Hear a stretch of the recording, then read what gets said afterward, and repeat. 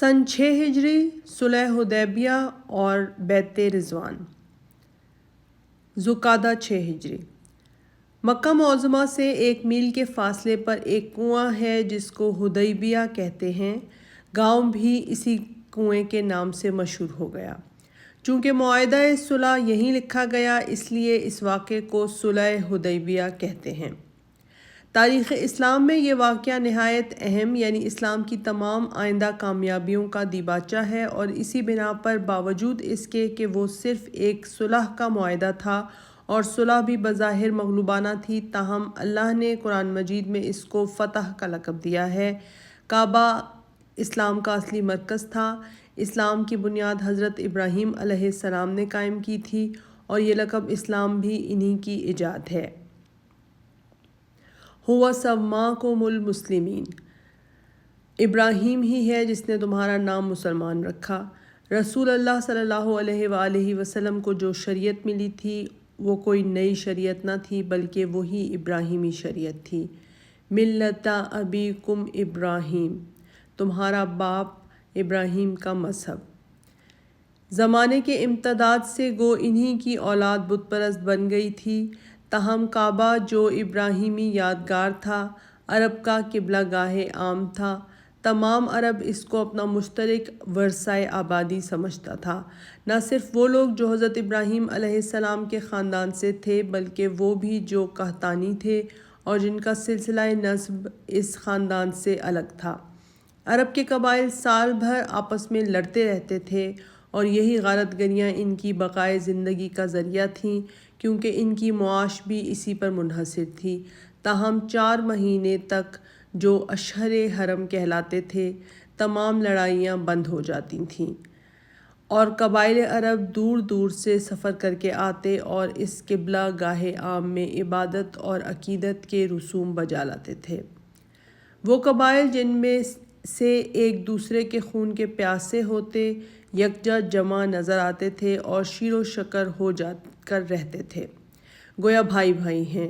مسلمان بجبر مکہ سے نکالے گئے تھے، لیکن یہ خیال ان کے دل سے نہیں گیا اور نہ جا سکتا تھا کہ کعبے پر ان کا بھی کم از کم اسی قدر حق ہے جس قدر اور قبائل کا ہے۔ اس کے ساتھ مکہ سے مسلمانوں کو گوناگون تعلقات تھے اور وہ ان کا قدیم اور محبوب وطن تھا۔ مکہ کی یاد ایک پھانس تھی جو ہر وقت ان کے کلیجے میں کھٹکتی رہتی تھی۔ حضرت بلال رضی اللہ عنہ مکہ میں اس قدر ستائے گئے تھے، تاہم ان کو جب مکہ یاد آتا تو روتے تھے اور پکار کر یہ شعر پڑھتے تھے: آہ کیا پھر کبھی وہ دن آ سکتا ہے کہ میں مکہ کی وادی میں ایک رات بسر کروں اور میرے پاس اذخر اور جلیل ہوں۔ اور کیا وہ دن بھی ہوگا کہ میں مجنیٰ کے چشموں پر اتروں اور شامہ و طفیل مجھ کو دکھائی دیں۔ اکثر مہاجرین جان بچا کر نکل آئے، لیکن خاندان اور بال بچے وہیں رہ گئے تھے۔ اسلام کے فرائض 4 گانا میں حج کعبہ ایک رکن اعظم ہے۔ غرض مختلف اسباب سے آپ صلی اللہ علیہ وآلہ وسلم نے مکہ معظمہ کا ارادہ کیا، اور اس غرض سے کہ قریش کو کوئی اور احتمال نہ ہو عمرے کا احرام باندھا اور قربانی کے اونٹ ساتھ لیے۔ یہ بھی حکم دیا کہ کوئی شخص ہتھیار باندھ کر نہ آئے، صرف تلوار جو عرب میں سفر کا ضروری آلہ سمجھی جاتی تھی پاس رکھ لی جائے۔ اس میں بھی یہ شرط ہے کہ نیام میں بند ہو۔ چونکہ مہاجرین عموماً اور اکثر انصار اس سعادت کے منتظر تھے، 1400 شخص اس سفر میں ہم رکاب ہوئے۔ مقام ذوالحلیفہ پہنچ کر قربانی کی ابتدائی رسمیں ادا ہو گئیں، یعنی قربانی کے اونٹ ساتھ تھے، ان کی گردنوں میں قربانی کی علامت کے طور پر لوہے کے نال لگا دیے گئے تھے۔ احتیاط کے لیے قبیلہ خزاعہ کا ایک شخص جس کا اسلام لانے کا حال قریش کو معلوم نہ تھا پہلے بھیج دیا گیا کہ قریش کے ارادے کی خبر لائے۔ جب قافلہ اسفان کے قریب پہنچا، اس نے آ کر خبر دی کہ قریش نے تمام قبائل یعنی احابیش کو یکجا کر کے کہہ دیا کہ محمد صلی اللہ علیہ وآلہ وسلم مکہ میں کبھی نہیں آ سکتے۔ غرض قریش نے بڑے زور و شور سے مقابلے کی تیاری کی، قبائل متحدہ کے پاس پیغام بھیجا اور جمعیت عظیم لے کر آئے۔ مکہ سے باہر بلحد ایک مقام پر فوجیں فراہم ہوئیں۔ خالد بن ولید جو اب تک اسلام نہیں لائے تھے 200 سوار لے کر، جن میں ابو جہل کا بیٹا اکرمہ بھی تھا، مقدمۃ الجیش کے طور پر آگے بڑھے اور غمیم تک پہنچ گئے جو رابغ اور جحفہ کے درمیان ہے۔ آپ صلی اللہ علیہ وآلہ وسلم نے فرمایا کہ قریش نے خالد کو طلحہ بنا کر بھیجا ہے اور وہ مقام غمیم تک آ گئے ہیں، اس لیے کترا کر داہنی طرف سے چلو۔ فوج اسلام جب غمیم کے قریب پہنچ گئی تو خالد کو گھوڑوں کی گرد اڑتی نظر آئی اور وہ گھوڑا اڑاتے ہوئے گئے اور قریش کو خبر کی کہ لشکر اسلام غمیم تک آ گیا۔ آپ صلی اللہ علیہ وآلہ وسلم آگے بڑھے اور حدیبیہ میں پہنچ کر مقام کیا۔ یہاں پانی کی قلت تھی، ایک کنواں تھا، وہ پہلے ہی آمد میں خالی ہو گیا، لیکن اعجاز نبوی سے اس میں اس قدر پانی آ گیا کہ سب سیراب ہو گئے۔ قبیلہ خزاعہ نے اب تک اسلام نہیں قبول کیا تھا، لیکن اسلام کے حلیف اور رازدار تھے۔ قریش اور عام کفار اسلام کے خلاف جو منصوبے بناتے، وہ ہمیشہ آپ صلی اللہ علیہ وآلہ وسلم کو اس سے مطلع کر دیا کرتے تھے۔ اس قبیلے کے رئیس اعظم بدیل بن ورقہ تھے جو فتح مکہ میں اسلام لائے، اور ان کو آپ صلی اللہ علیہ وآلہ وسلم کا تشریف لانا معلوم ہوا تو چند آدمی لے کر بارگاہ نبوی میں حاضر ہوئے اور عرض کی کہ قریش کی فوجوں کا سیلاب آ رہا ہے، وہ آپ کو کعبہ میں نہ جانے دیں گے۔ آپ صلی اللہ علیہ وآلہ وسلم نے فرمایا کہ جا کر کہہ دو کہ ہم عمرے کی غرض سے آئے ہیں، لڑنا مقصود نہیں۔ جنگ نے قریش کی حالت زار کر دی ہے، ان کو سخت نقصان پہنچا ہے، ان کے لیے بہتر ہوگا کہ ایک مدت معین کے لیے صلح کر لیں اور مجھ کو عرب کے ہاتھ میں چھوڑ دیں۔ اس پر بھی اگر وہ راضی نہیں تو اس اللہ کی قسم جس کے ہاتھ میں میری جان ہے، میں یہاں تک لڑوں گا کہ میری گردن الگ ہو جائے اور اللہ کو جو فیصلہ کرنا ہو کر دے۔ بدیل نے جا کر قریش سے کہا کہ میں محمد صلی اللہ علیہ وآلہ وسلم کے پاس سے پیغام لے کر آیا ہوں، اجازت دو تو کہوں۔ چند شریر بول اٹھے کہ ہم کو محمد کے پیغام سننے کی ضرورت نہیں، لیکن سنجیدہ لوگوں نے اجازت دی۔ بدیل نے آپ صلی اللہ علیہ وآلہ وسلم کی شرطیں پیش کیں۔ عروہ بن مسعود ثقفی نے اٹھ کر کہا، کیوں قریش، کیا میں تمہارا باپ اور تم میرے بچے نہیں؟ بولے ہاں۔ عروہ نے کہا، میری نسبت تم کو کوئی بدگمانی تو نہیں؟ سب نے کہا نہیں۔ عروہ نے کہا، اچھا تو مجھ کو اجازت دو میں خود جا کر معاملہ طے کر دوں۔ محمد نے معقول شرطیں پیش کی ہیں، غرض حضرت صلی اللہ علیہ وآلہ وسلم کی خدمت میں آئے، قریش کا پیغام سنایا اور کہا، محمد فرض کرو کہ تم نے قریش کا استحصال کر دیا تو کیا اس کی اور بھی کوئی مثال ہے کہ کسی نے اپنی قوم کو خود برباد کر دیا ہو؟ اس کے سوا اگر لڑائی کا رخ بدلا تو تمہارے ساتھ جو یہ بھیڑ ہے گرد کی طرح اڑ جائے گی۔ حضرت ابو بکر رضی اللہ عنہ کو اس بدگمانی پر اس قدر غصہ آیا کہ گالی دے کر کہا کہ کیا ہم محمد صلی اللہ علیہ وآلہ وسلم کو چھوڑ کر بھاگ جائیں گے؟ عروہ نے آپ صلی اللہ علیہ وآلہ وسلم سے پوچھا، یہ کون ہے؟ آپ نے فرمایا، ابو بکر۔ عروہ نے کہا، میں ان کی سخت کلامی کا جواب دیتا، لیکن ان کا ایک احسان میری گردن پر ہے جس کا بدلہ ابھی تک میں نہیں ادا کر سکا۔ عروہ آپ صلی اللہ علیہ وآلہ وسلم سے بے تکلفانہ طریقے سے گفتگو کر رہا تھا، اور جیسا کہ عرب کا قاعدہ ہے کہ بات کرتے کرتے مخاطب کی داڑھی پکڑ لیتے ہیں، وہ ریش مبارک پر بار بار ہاتھ ڈالتا تھا۔ مغیرہ بن شعبہ جو ہتھیار لگائے آپ صلی اللہ علیہ وآلہ وسلم کی پشت پر کھڑے تھے، اس جرأت کو گوارا نہ کر سکے۔ عروہ سے کہا، اپنا ہاتھ ہٹا لے ورنہ یہ ہاتھ بڑھ کر واپس نہ جا سکے گا۔ عروہ نے مغیرہ کو پہچانا اور کہا، او دغا باز، کیا میں تیری دغا بازی کے معاملے میں تیرا کام نہیں کر رہا ہوں؟ حضرت مغیرہ رضی اللہ عنہ نے چند آدمی قتل کر دیے تھے جن کا خون بہا عروہ کے پاس سے ادا کیا گیا تھا۔ عروہ نے رسول اللہ صلی اللہ علیہ وآلہ وسلم کے ساتھ صحابہ کی حیرت انگیز عقیدت کا جو منظر دیکھا، اس نے اس کے دل پر عجیب اثر کیا۔ قریش میں جا کر کہا کہ میں نے کیسر و کسرا اور نجاشی کے دربار دیکھے ہیں، یہ حقیقت اور وارفتگی کہیں نہیں دیکھی۔ محمد بات کرتے ہیں تو سناٹا چھا جاتا ہے، کوئی شخص ان کی طرف نظر بھر کر نہیں دیکھ سکتا۔ وہ وضو کرتے ہیں تو جو پانی گرتا ہے اس پر خلقت ٹوٹ پڑتی ہے، بلغم یا تھوک گرتا ہے تو عقیدت کیش ہاتھوں ہاتھ لیتے ہیں اور چہرے اور ہاتھوں پر مر لیتے ہیں۔ چونکہ معاملہ ناتمام رہ گیا، آپ صلی اللہ علیہ وآلہ وسلم نے حضرت خراش رضی اللہ عنہ بن امیہ کو قریش کے پاس بھیجا، لیکن قریش نے ان کی سواری کے اونٹ جو کہ خاص رسول صلی اللہ علیہ وآلہ وسلم کی سواری کا تھا مار ڈالا، اور خود ان پر بھی یہی گزرنے والی تھی، لیکن قبائل متحدہ کے لوگوں نے بچا لیا اور وہ کسی طرح جان بچا کر چلے آئے۔ اب قریش نے ایک دستہ بھیجا کہ مسلمانوں پر حملہ آور ہو، لیکن یہ لوگ گرفتار کر لیے گئے۔ گو یہ سخت شرارت تھی، لیکن رحمت عالم کا دامن عفو اس سے زیادہ وسیع تھا۔ آپ نے سب کو چھوڑ دیا اور معافی دے دی۔ قرآن مجید کی اس آیت میں اسی واقعے کی طرف اشارہ ہے۔ وَهُوَ الَّذِي كَفَّ أَيْدِيَهُمْ عَنْكُمْ وَأَيْدِيَكُمْ عَنْهُمْ بِبَطْنِ مَكَّةَ مِن بَعْدِ أَنْ أَظْفَرَكُمْ عَلَيْهِمْ۔ سورہ فتح آیت نمبر 3۔ وہ وہی اللہ ہے جس نے مکہ میں ان لوگوں کا ہاتھ تم سے اور تمہارا ہاتھ ان سے روک دیا بعد اس کے کہ تم کو ان پر قابو دے دیا۔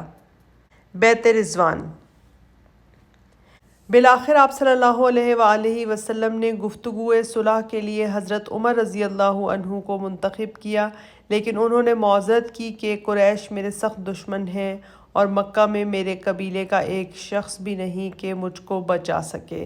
آپ صلی اللہ علیہ وآلہ وسلم نے حضرت عثمان رضی اللہ عنہ کو بھیجا۔ وہ اپنے ایک عزیز ابان بن سعید کی حمایت میں مکہ گئے اور آپ صلی اللہ علیہ وآلہ وسلم کا پیغام سنایا۔ قریش نے ان کو نظر بند کرا دیا، لیکن عام طور پر یہ خبر مشہور ہو گئی کہ وہ قتل کر ڈالے گئے۔ یہ خبر آپ صلی اللہ علیہ وآلہ وسلم کو پہنچی تو آپ نے فرمایا کہ عثمان کے خون کا قصاص لینا فرض ہے۔ یہ کہہ کر آپ نے ایک ببول کے درخت کے نیچے بیٹھ کر صحابہ رضی اللہ عنہم سے جانثاری کی بیعت لی۔ تمام صحابہ نے، جن میں زن و مرد دونوں شامل تھے، ولولہ انگیز جوش کے ساتھ دست مبارک پر جانثاری کا عہد کیا۔ یہ تاریخ اسلام کا ایک محتم بالشان واقعہ ہے۔ اس بیعت کا نام بیعت رضوان ہے۔ سورہ فتح میں اس واقعے کا اور درخت کا ذکر ہے۔ لَقَدْ رَضِيَ اللَّهُ عَنِ الْمُؤْمِنِينَ إِذْ يُبَايِعُونَكَ تَحْتَ الشَّجَرَةِ فَعَلِمَ مَا فِي قُلُوبِهِمْ فَأَنزَلَ السَّكِينَةَ عَلَيْهِمْ وَأَثَابَهُمْ فَتْحًا قَرِيبًا۔ اللہ مسلمانوں سے راضی تھا جبکہ وہ تیرے ہاتھ پر درخت کے نیچے بیعت کر رہے تھے، سو اللہ نے جان لیا جو کچھ ان لوگوں کے دلوں میں تھا، تو اللہ نے ان پر تسلی نازل کی اور عاجلانہ فتح دی۔ لیکن بعد کو معلوم ہوا کہ وہ خبر صحیح نہ تھی۔ قریش نے سہیل بن عمرو کو سفیر بنا کر بھیجا۔ وہ نہایت فصیح و بلیغ مقرر تھے، چنانچہ لوگوں نے ان کو خطیب قریش کا خطاب دیا تھا۔ قریش نے ان سے کہہ دیا، صلح صرف اس شرط پر ہو سکتی ہے کہ محمد اس سال واپس چلے جائیں۔ سہیل آپ صلی اللہ علیہ وآلہ وسلم کی خدمت میں حاضر ہوئے اور دیر تک صلح کی شرائط پر گفتگو رہی۔ بالآخر چند شرطوں پر اتفاق ہوا اور آپ صلی اللہ علیہ وآلہ وسلم نے حضرت علی رضی اللہ عنہ کو بلا کر حکم دیا کہ معاہدے کے الفاظ قلم بند کریں۔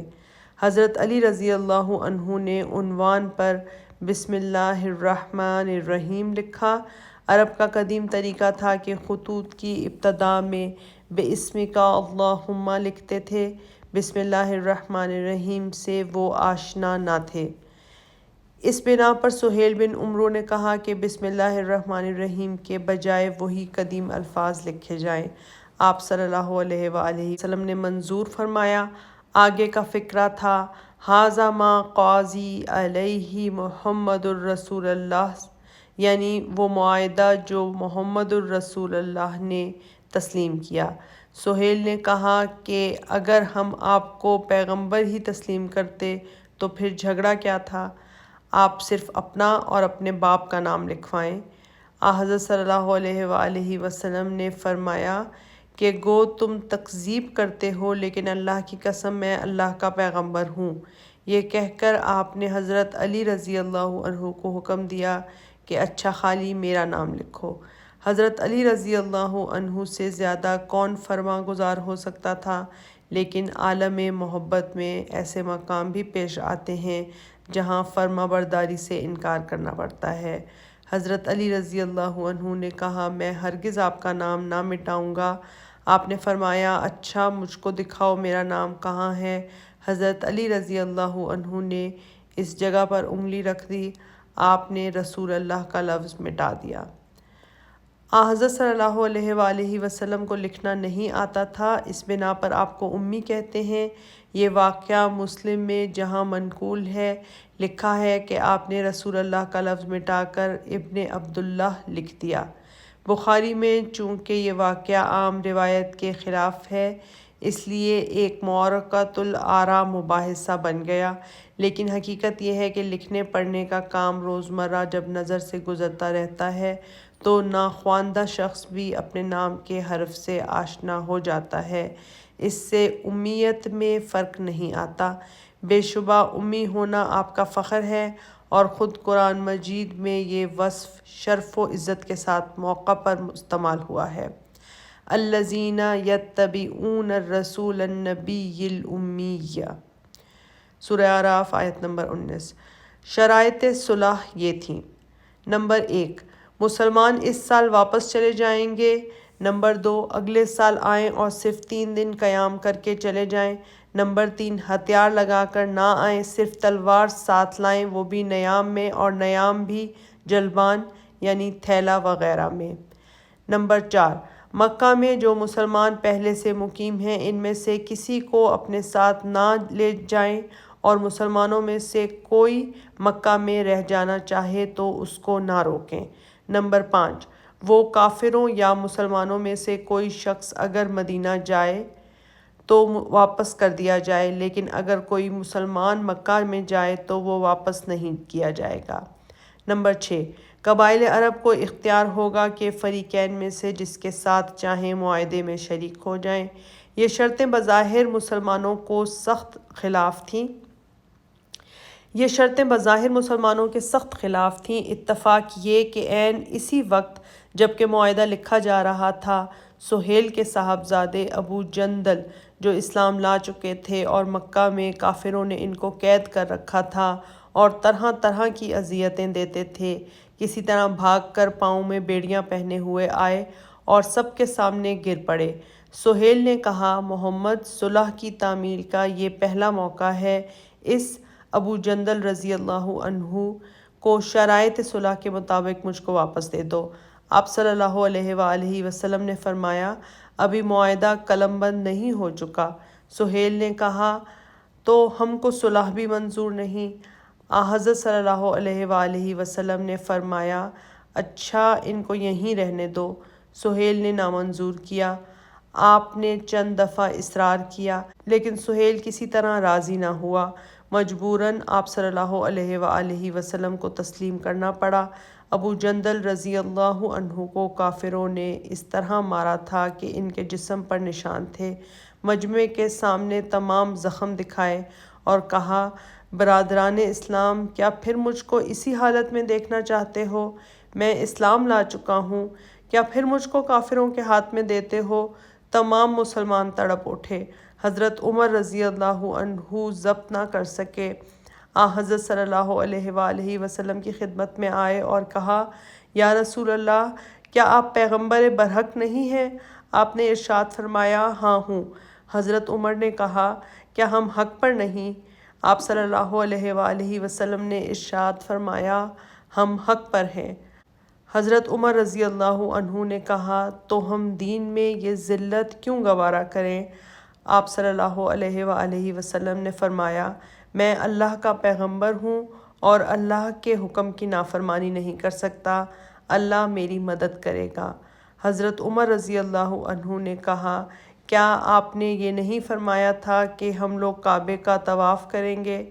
آپ نے فرمایا، لیکن یہ تو نہیں کہا تھا کہ اسی سال کریں گے۔ حضرت عمر رضی اللہ عنہ اٹھ کر حضرت ابو بکر رضی اللہ عنہ کے پاس آئے اور وہی گفتگو کی۔ حضرت عمر رضی اللہ عنہ نے کہا، وہ پیغمبر اللہ ہیں، جو کچھ کرتے ہیں اللہ کے حکم سے کرتے ہیں۔ حضرت عمر رضی اللہ عنہ کو اپنی ان گستاخانہ معروضات کا، جو بے اختیاری میں ان سے سرزد ہوئیں، تمام عمر سخت رنج رہا، اور اس کے کفارے کے لیے انہوں نے نمازیں پڑھیں، روزے رکھے، خیرات کی، غلام آزاد کیے۔ بخاری میں اگرچہ ان اعمال کا ذکر اجمالاً ہے، لیکن ابن اسحاق نے تفصیل سے یہ تمام باتیں گنائی ہیں۔ اس حالت کو گوارا کرنا گو صحابہ رضی اللہ عنہم کی اطاعت شعاری کا سخت خطرناک امتحان تھا۔ ایک طرف ظاہر میں اسلام کی توہین ہے، ابو جندل بیڑیاں پہنے 1400 جانصاران اسلام سے استغاثہ کرتے ہیں، سب کے دل جوش سے لبریز ہیں، اور اگر رسول اللہ صلی اللہ علیہ وآلہ وسلم کا ذرا ایما ہو جائے تو تلوار فیصلہ قاطع کے لیے موجود ہے۔ دوسری طرف معاہدے پر دستخط ہو چکا ہے اور ایفائے عہد کی ذمہ داری ہے۔ رسول اللہ صلی اللہ علیہ وآلہ وسلم نے ابو جندل رضی اللہ عنہ کی طرف دیکھا اور فرمایا، ابو جندل صبر اور ضبط سے کام لو، اللہ تمہارے لیے اور مظلوموں کے لیے کوئی راہ نکالے گا۔ صلح اب ہو چکی ہے اور ہم ان لوگوں سے بدعہدی نہیں کر سکتے۔ غرض ابو جندل رضی اللہ عنہ کو پابہ زنجیر واپس جانا پڑا۔ آپ صلی اللہ علیہ وآلہ وسلم نے حکم دیا کہ لوگ یہیں قربانی کریں گے، لیکن لوگ اس قدر دل شکستہ تھے کہ ایک شخص بھی نہ اٹھا، یہاں تک کہ جیسا کہ صحیح بخاری میں ہے 3 دفعہ بار بار کہنے پر بھی ایک شخص آمادہ نہ ہوا۔ حضرت صلی اللہ علیہ وآلہ وسلم گھر میں تشریف لے گئے اور ام المومنین حضرت ام سلمہ رضی اللہ عنہا سے شکایت کی۔ انہوں نے کہا، آپ کسی سے کچھ نہ فرمائیں بلکہ باہر نکل کر خود قربانی کریں اور احرام اتارنے کے لیے بال منڈوائیں۔ آپ نے باہر آ کر خود قربانی کی اور بال منڈوائے۔ اب لوگوں کو یقین ہو گیا کہ اس فیصلے میں تبدیلی نہیں ہو سکتی، تو سب نے قربانیاں کیں اور احرام اتارا۔ صلح کے بعد 3 دن تک آپ صلی اللہ علیہ وآلہ وسلم نے حدیبیہ میں قیام فرمایا، پھر روانہ ہوئے تو راہ میں یہ سورت اتری، اِنَّا فَتَحْنَا لَكَ فَتْحًا مُبِينًا۔ سورہ فتح، ہم نے تجھ کو کھلی ہوئی فتح عنایت کی۔ تمام مسلمان جس چیز کو شکست سمجھتے تھے، اللہ نے اس کو فتح کہا۔ حضرت صلی اللہ علیہ وآلہ وسلم نے حضرت عمر رضی اللہ عنہ کو بلا کر فرمایا کہ یہ آیت نازل ہوئی ہے۔ انہوں نے تعجب سے پوچھا کہ کیا یہ فتح ہے؟ ارشاد ہوا کہ ہاں۔ صحیح مسلم میں ہے کہ حضرت عمر رضی اللہ عنہ کو تسکین ہوئی اور مطمئن ہو گئے۔ نتائج ماہ بعد نے اس راز سربستہ کی عقدہ کشائی کی۔ اب تک مسلمان اور کفار ملتے جلتے نہ تھے، اب صلح کی وجہ سے آمد و رفت شروع ہوئی۔ خاندانی اور تجارتی تعلقات کی وجہ سے کفار مدینہ میں آتے، مہینوں قیام کرتے اور مسلمانوں سے ملتے جلتے تھے۔ باتوں باتوں میں اسلامی مسائل کا تذکرہ آتا رہتا تھا۔ اس کے ساتھ ہر مسلمان اخلاص، حسن عمل، نیکوکاری، اخلاقی پاکیزہ کی ایک زندہ تصویر تھا۔ جو مسلمان مکہ جاتے، ان کی صورتیں یہی مناظر پیش کرتی تھیں۔ اس سے خود بخود کفار کے دل اسلام کی طرف کھنچے آتے تھے۔ مورخین کا بیان ہے کہ اس معاہدہ صلح سے لے کر فتح مکہ تک اس قدر کثرت سے لوگ اسلام لائے کہ کبھی نہیں لائے تھے۔ حضرت خالد رضی اللہ عنہ فاتح شام اور عمرو بن عاص فاتح مصر کا اسلام بھی اسی زمانے کی یادگار ہے۔ معاہدہ صلح میں جو شرطیں تھیں کہ جو مسلمان مکہ سے چلا آئے گا اور پھر مکہ کو واپس کر دیا جائے گا، اس میں صرف مرد داخل تھے، عورتیں نہ تھیں۔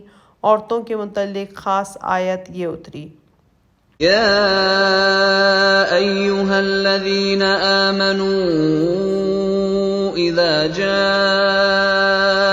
المؤمنات مهاجرات فامتحنوهن الله أعلم بإيمانهن فإن علمتموهن مؤمنات فلا ترجعوهن إلى الكفار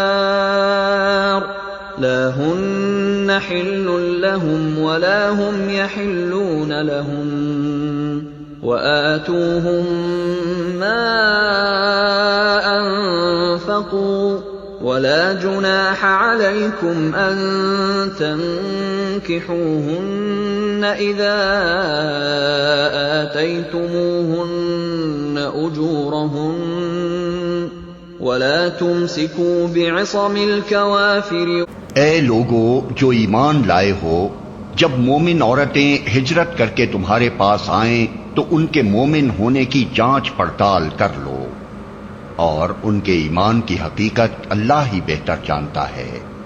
پھر جب تمہیں معلوم ہو جائے کہ وہ مومن ہیں تو انہیں کفار کی طرف واپس نہ کرو، نہ وہ کفار کے لیے حلال ہیں اور نہ کفار ان کے لیے حلال۔ ان کے کافر شوہروں نے جو مہر ان کو دیے تھے وہ انہیں پھیر دو، اور ان سے نکاح کر لینے میں تم پر کوئی گناہ نہیں جبکہ تم ان کے مہر ان کو ادا کر دو، اور تم خود بھی کافر عورتوں کو اپنے نکاح میں نہ روکے رہو۔ جو لوگ مکہ میں مجبوری سے رہ گئے تھے، چونکہ کفار ان کو سخت تکلیفیں دیتے تھے، اس لیے وہ بھاگ بھاگ کر مدینہ آتے تھے۔ سب سے پہلے عتبہ رضی اللہ عنہ بن اسید ابو بصیر بھاگ کر مدینہ آئے۔ قریش نے آپ صلی اللہ علیہ وآلہ وسلم کے پاس 2 شخص بھیجے کہ ہمارا آدمی واپس کر دیجئے۔ حضرت صلی اللہ علیہ وآلہ وسلم نے حضرت عتبہ رضی اللہ عنہ سے فرمایا کہ واپس جاؤ۔ حضرت عتبہ نے عرض کی کہ کیا اب مجھ کو کافروں کے پاس بھیجتے ہیں کہ مجھ کو کفر پر مجبور کریں؟ آپ نے ارشاد فرمایا اللہ اس کی کوئی تدبیر نکالے گا۔ حضرت عتبہ مجبوراً 2 کافروں کی حراست میں واپس گئے، لیکن مقام ذوالحلیفہ پہنچ کر انہوں نے ایک شخص کو قتل کر ڈالا۔ دوسرا وہ شخص جو بچ رہا، اس نے مدینہ آ کر حضرت صلی اللہ علیہ وآلہ وسلم سے شکایت کی۔ ساتھ ہی ابو بصیر بھی پہنچے اور عرض کی کہ آپ نے عہد کے موافق اپنی طرف سے مجھ کو واپس کر دیا، اب آپ صلی اللہ علیہ وآلہ وسلم پر کوئی ذمہ داری نہیں۔ یہ کہہ کر مدینہ سے چلے گئے اور مقام عیس جو سمندر کے قریب زمرہ کے پاس ہے رہنا اختیار کیا۔ مکہ کے بے کس اور ستم رسیدہ لوگوں کو جب معلوم ہوا کہ جان بچانے کا ایک ٹھکانہ پیدا ہو گیا ہے تو چوری چھپے بھاگ بھاگ کر یہاں آنے لگے۔ چند روز کے بعد اچھی خاصی جمعیت ہو گئی اور اب ان لوگوں نے اتنی قوت حاصل کر لی کہ قریش کا کاروان تجارت جو شام کو جایا کرتا تھا اس کو روک لیتے تھے۔ ان حملوں میں جو مال غنیمت مل جاتا تھا وہ ان کی معاش کا سہارا تھا۔ قریش نے مجبور ہو کر آپ صلی اللہ علیہ وآلہ وسلم کو خط لکھ بھیجا کہ معاہدے کی اس شرط سے ہم باز آتے ہیں، اب جو مسلمان چاہے مدینہ جا کر آباد ہو سکتا ہے، اس سے تعرض نہ کریں گے۔ آپ نے آوارہ وطن مسلمانوں کو لکھ بھیجا کہ یہاں چلے آؤ۔ چنانچہ ابو جندل اور ان کے ساتھی مدینہ میں آ کر آباد ہو گئے اور کاروان قریش کا راستہ بدستور کھل گیا۔ مستورات میں سے کلثوم جو رئیس مکہ عقبہ بن ابی معیط کی صاحبزادی تھیں اور مسلمان ہو چکی تھیں، مدینہ ہجرت کر کے آئیں۔ ان کے ساتھ ان کے 2 بھائی عمارہ اور ولید بھی آئے اور آپ صلی اللہ علیہ وآلہ وسلم سے درخواست کی کہ ان کو واپس دے دیجئے۔ آپ نے منظور نہیں فرمایا۔ صحابہ میں سے جن لوگوں کی ازدواج مکہ میں رہ گئی تھیں اور اب تک کافر تھیں، صحابہ نے ان کو طلاق دے دی۔